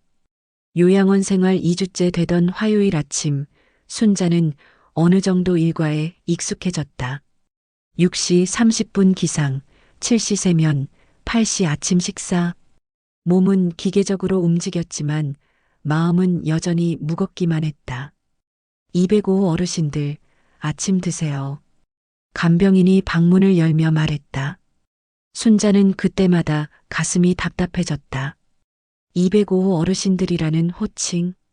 김순자, 박정자, 이순례, 김철수. 4명 모두 70년 넘게 써온 고유한 이름이 있는데 이곳에서는 그냥 205호 어르신들로 뭉뚱그려졌다. 식당에서도 마찬가지였다. 이 어르신 약 드세요. 간병인이 순자 앞에 약봉지를 놓으며 말했다. 저 이름이 김순자예요. 순자가 작은 목소리로 말했다. 네네 알겠어요. 어서 드세요. 간병인은 대답은 했지만 여전히 이 어르신이라고 불렀다. 순자는 깨달았다. 이름으로 불리던 시절은 끝났다는 것을. 70년 동안 순자야, 순자씨, 순자 엄마로 불렸던 시간들이 모두 과거가 되었다는 것을. 점심시간 순자는 박영숙 할머니와 대화를 나눴다. 할머니, 여기 계신 분들 이름 아세요? 글쎄요. 잘 모르겠어요. 다들 할머니, 할아버지로만 부르니까. 그럼 8개월 동안 계셨는데도 모르시는 거예요? 처음에는 알려고 했는데 시간이 지나니까 굳이 알 필요 없다는 생각이 들더라고요. 박영숙 할머니의 말에 순자는 섬뜩했다. 8개월이면 이름조차 중요하지 않게 되는 건가? 제 이름은 김순자예요. 기억해 주세요. 네, 알겠어요. 순자 씨. 박영숙 할머니가 순자 씨라고 불러주자 순자는 가슴이 따뜻해졌다.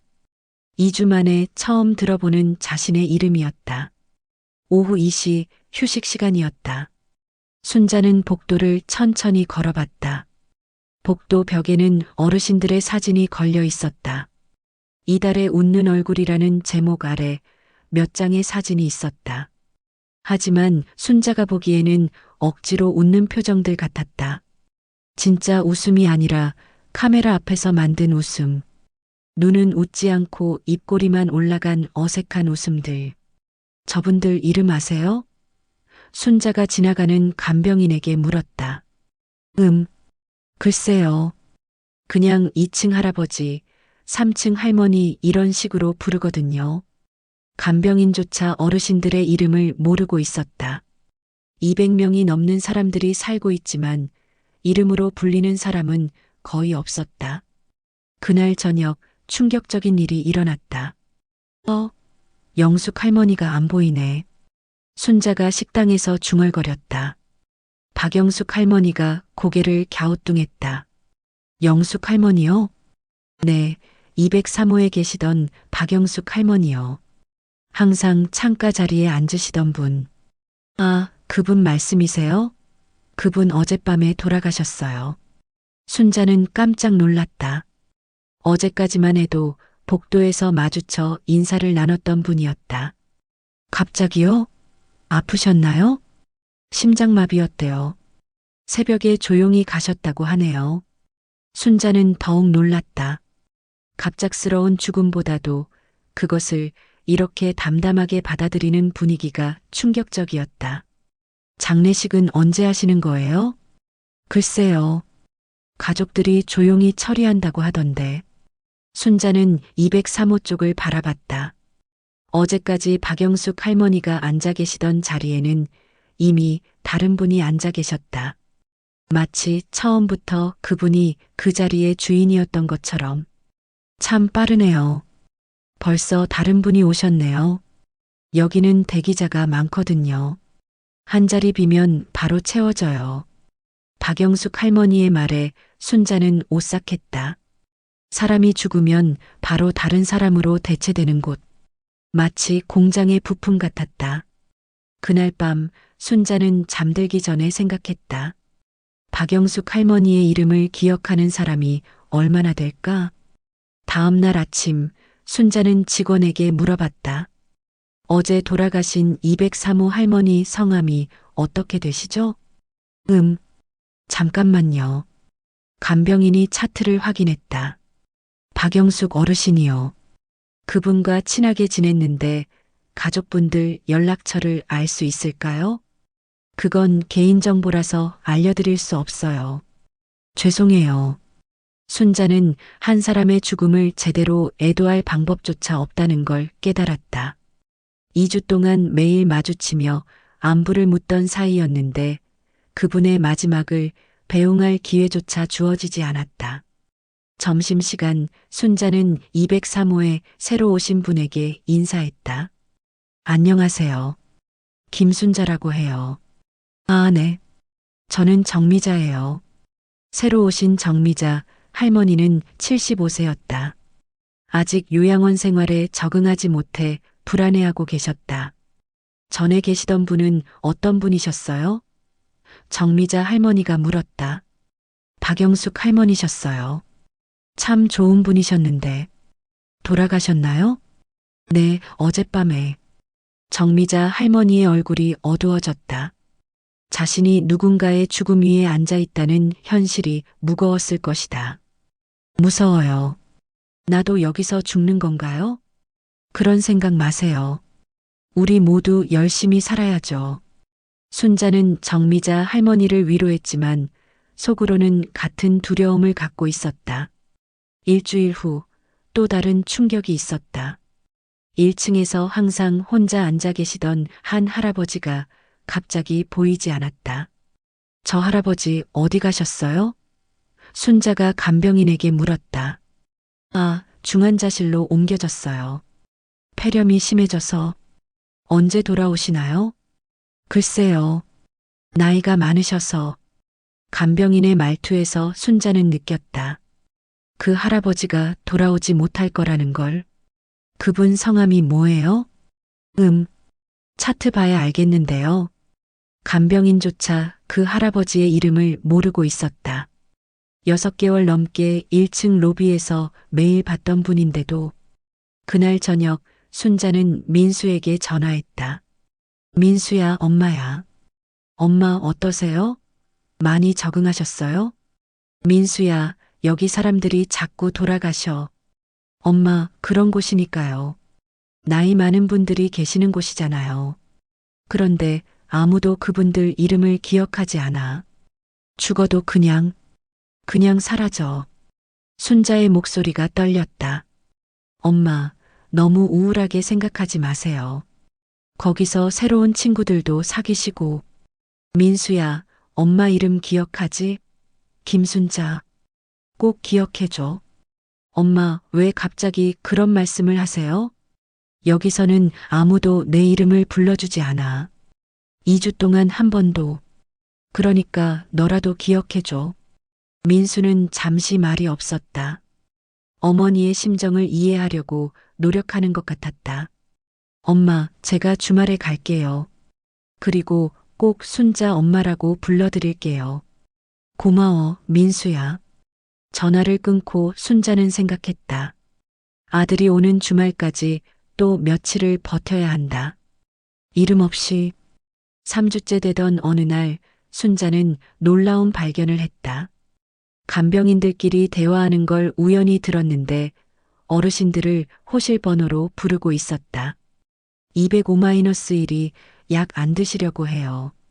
301-3은 오늘 상태가 안 좋네요. 순자는 깨달았다. 자신이 205-4라는 뜻이었다. 205호의 네 번째 침대. 김순자가 아니라 205-4. 우리가 숫자구나. 순자는 중얼거렸다. 그날 점심 후 순자는 용기를 내어 간병인에게 말했다. 간병인님, 저를 부를 때 이름으로 불러주세요. 네. 뭐라고요? 김순자예요. 제 이름이 205 어르신이 아니라 김순자로 불러주세요. 아, 네. 알겠어요. 하지만 30분 후 그 간병인은 또다시 205 어르신이라고 불렀다. 이미 습관이 되어버린 것 같았다. 순자는 포기하지 않았다.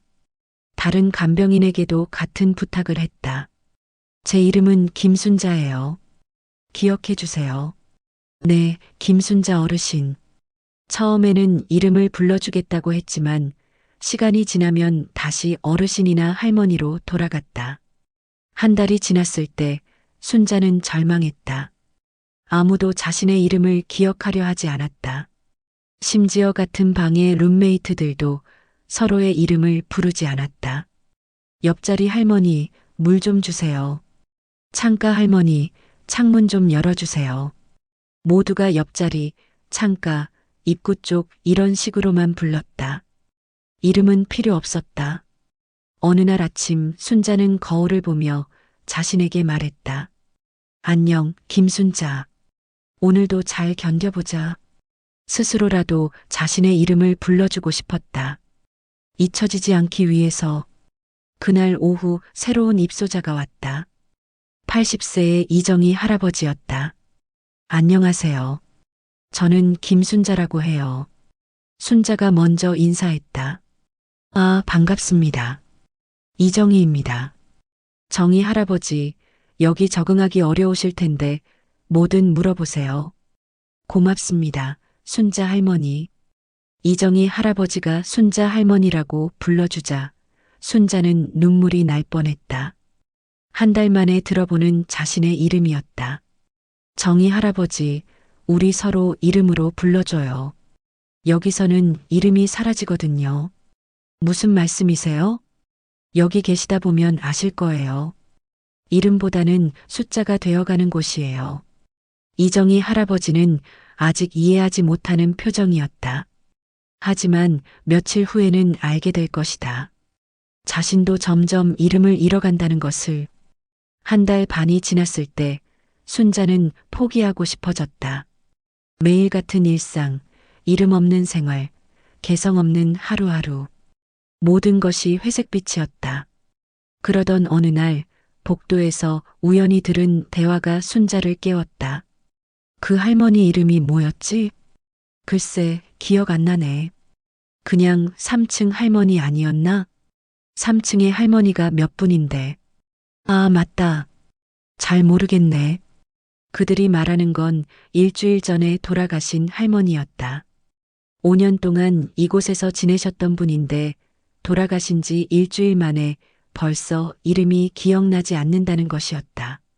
순자는 그때 결심했다. 나는 끝까지 내 이름을 지켜야겠다. 다른 사람이 기억하지 않더라도 나라도 기억해야겠다. 그날 밤 순자는 일기를 쓰기 시작했다. 오늘은 2024년 4월 15일. 나는 김순자다.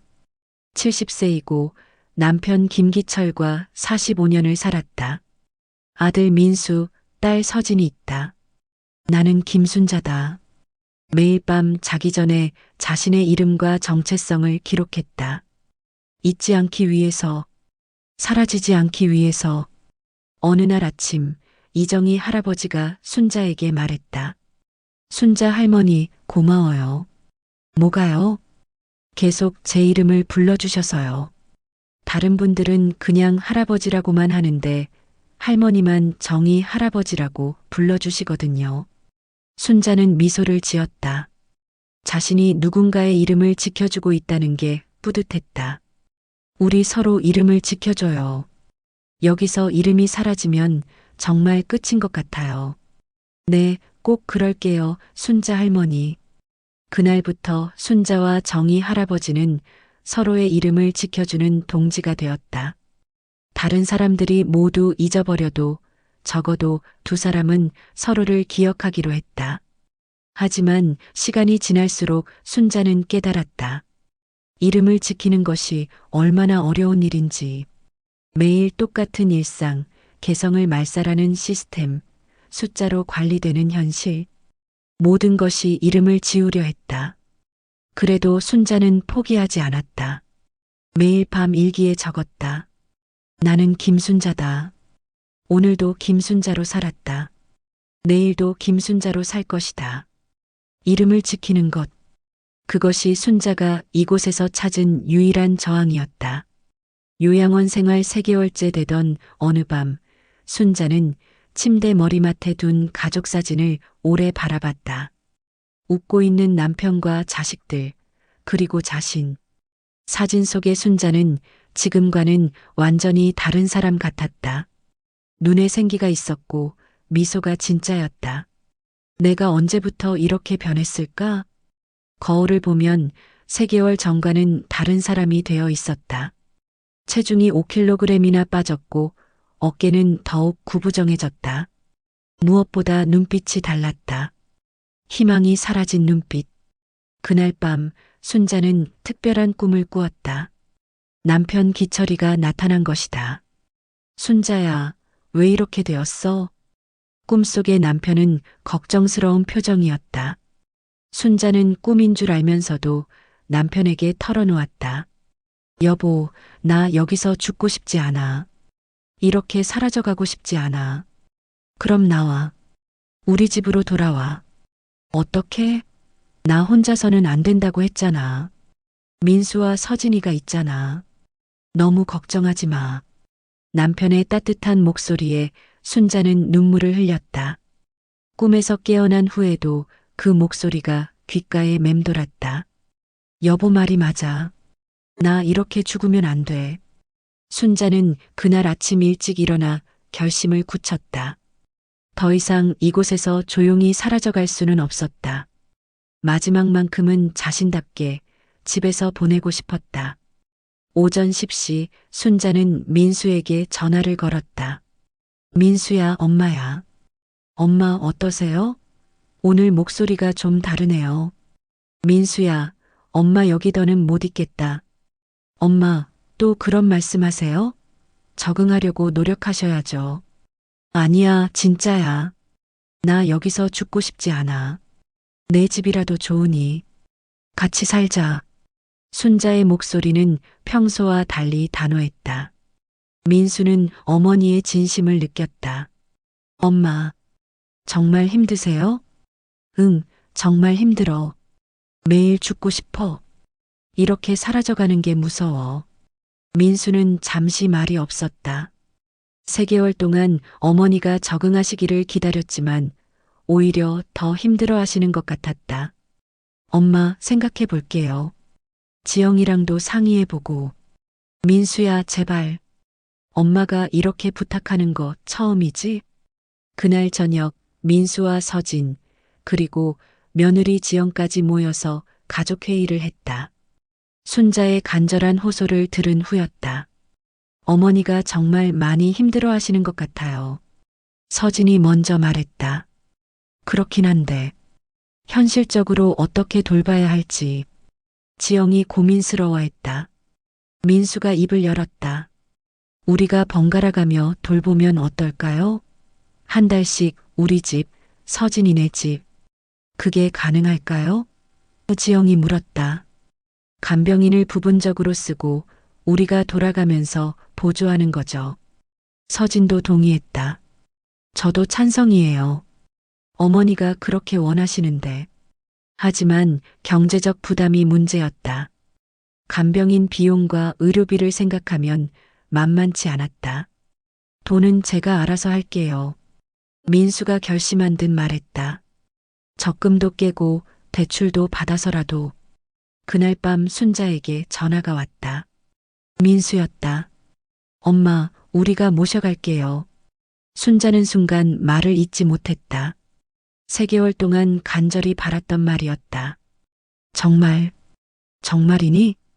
네, 엄마. 우리 집에서 함께 살아요. 순자의 눈에서 눈물이 흘렀다. 그리고 처음으로 잃었던 이름을 되찾은 듯한 기분이 들었다. 고마워, 민수야. 정말 고마워. 일주일 후 퇴소 준비가 시작됐다. 순자는 3개월 동안 쌓인 물건들을 정리했다. 사실 가져온 것도 별로 없었지만 이곳에서의 시간도 나름대로 추억이었다. 순자 할머니, 정말 나가세요? 이정희 할아버지가 아쉬워했다. 네, 정희 할아버지. 가족들이 데려간다고 해요. 부럽네요. 저도 언젠가는. 정희 할아버지도 꼭 가족들한테 말씀하세요. 포기하지 마시고. 순자는 이정희 할아버지의 손을 꼭 잡았다. 이곳에서 유일하게 자신의 이름을 불러준 소중한 사람이었다. 할아버지, 제 이름 기억해 주시죠? 김순자. 네, 꼭 기억할게요. 그리고 할머니도 제 이름 기억해 주세요. 이정희 할아버지. 절대 잊지 않을게요. 퇴소 당일 순자는 마지막으로 요양원을 둘러봤다. 3개월 동안 살았던 205호, 매일 식사했던 식당, 복도를 걸으며 생각에 잠겼던 긴 복도. 힘든 기억들이었지만 그래도 자신의 삶의 일부였다. 이곳에서 배운 것도 있었다. 이름의 소중함, 존재의 의미, 그리고 포기하지 않는 마음. 205 김순자 어르신, 퇴소 수속 완료됐습니다. 직원이 서류를 건네며 말했다. 마지막까지도 김순자가 아니라 205 김순자 어르신이었다. 하지만 순자는 더 이상 상처받지 않았다. 이제 이곳을 떠나니까. 민수와 서진이 마중을 나왔다. 순자는 작은 가방 하나만 들고 요양원을 나섰다. 들어올 때와 똑같은 짐이었지만 마음은 완전히 달랐다. 엄마, 집에 가요. 민수가 말했다. 집. 그 단어가 얼마나 그리웠는지. 순자는 차창으로 보이는 풍경들을 하나하나 눈에 담았다. 3개월 만에 보는 바깥 세상이었다. 민수네 집에 도착했을 때 손자 손녀들이 나와서 맞이했다. 할머니, 우리 집에 오신 걸 환영해요. 중학생 손자 준호가 말했다. 할머니, 저 할머니 방 예쁘게 꾸며놨어요. 초등학생 손녀 은지도 기뻐했다. 순자는 가슴이 뭉클했다. 요양원에서는 아무도 자신을 반겨주지 않았는데 여기서는 가족들이 진심으로 환영해주고 있었다. 준비된 방을 보니 정말 예쁘게 꾸며져 있었다. 순자가 좋아하는 꽃 그림도 걸어놓고 침대 옆에는 가족 사진들도 여러 장 놓여 있었다. 어떠세요, 엄마? 며느리 지영이 물었다. 고마워, 지영아. 정말 고마워. 순자는 며느리에게도 감사했다. 쉽지 않은 결정이었을 텐데 흔쾌히 받아들여준 것이. 첫날 저녁 온 가족이 함께 저녁을 먹었다. 요양원에서는 늘 조용했던 식사 시간이었는데 여기서는 웃음소리가 끊이지 않았다. 할머니, 학교에서 있었던 일 들려드릴까요?